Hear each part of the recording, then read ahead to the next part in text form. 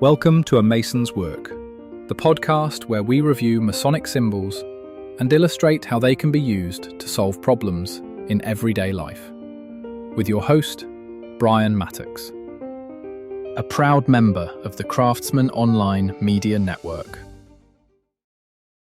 All right, I am fired up, super excited. I want to talk to you today about a process I'm going to go through here over the next several episodes to pair up a Masonic symbol for each of the chapters of the Book of Five Rings by Miyamoto Musashi. This book is absolutely amazing. In many ways, it beats some of the more conventional classics in its both its simplicity and its directness.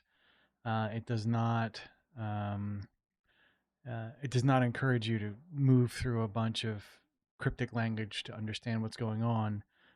Instead, the clear communication style and structure allows you to explore the concept and the implications of the application of that concept. And so, the first thing I want to talk about in that is the concept of, from a Masonic perspective, of the square. Now, the square in Masonic terms reminds us to square our actions against the square of virtue. And when we talk about virtue as a concept, we're not strictly talking, from a moral perspective. When we talk about virtue or something being virtuous, um, we ascribe to it a condition, and that condition is one of excellence. So when you have virtuous behavior that is consistently virtuous, continues to yield excellent outcomes in general, right? None of us is perfect, blah, blah, blah, blah, blah. So as you begin to really start to understand concepts like the content of the Book of Five Rings, one of the very first things you learn is the square as a concept is very much a cognitive slicing tool. The square will help you look at your current behavior set and evaluate what's important and what isn't. It'll help you create and define what is structural in your behavior and structural in your belief set, to help you achieve those higher qualities of excellence, those higher standards. And it will help you remove those behaviors and concepts that don't yield those excellent outcomes. And so to just parallel it really quickly with a hypothetical example, um, you can believe that your neighbor is out to get you, and that perspective offers you some relief because it helps you understand the misfortunes you're experiencing in your life, or it helps you give label to it. But it is ineffective at actually remediating the problem in any meaningful way. You can't solve the problem with your neighbor by believing that they're in a conspiracy to ruin your day or your life or what have you. Instead, that belief set is actually not virtuous, right? It doesn't create the opportunity for excellence.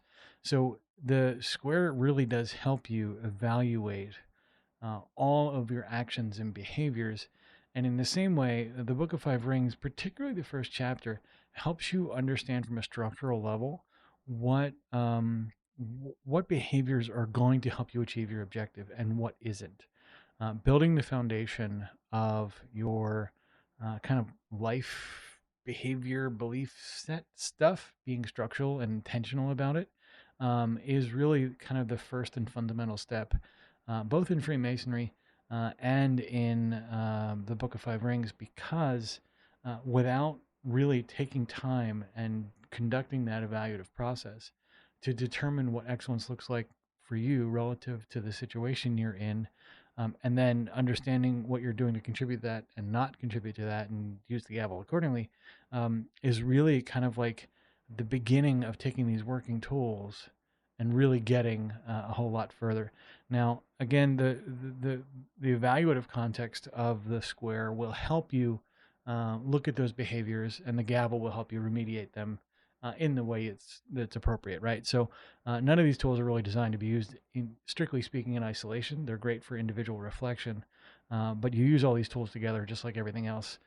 You don't deny yourself the access to a tool unless your current usage is in some way compulsory or problematic. But continue with the work here, and I think you'll find the square has a lot more to teach us than meets the eye.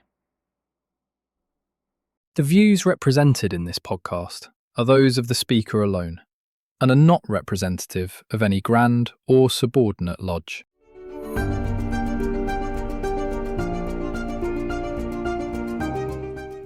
Hi, Brian here. I wanted to thank you so much for listening to this episode. If you have any suggestions or guidance for further episodes you'd like to see or hear, whatever the case may be, please don't hesitate to reach out to me at amasonswork.com, and we will try and incorporate your suggestions into a future recording. Thanks.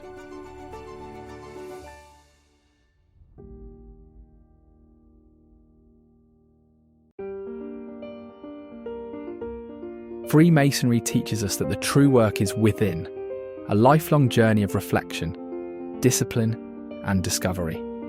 At A Mason's Work, we help Masons bring out their best selves through meaningful self-inquiry and symbolic practice. From personal reflection to lodge engagement, we offer tools that turn symbols into action. Visit us at amasonswork.com. The work is within. The time is now.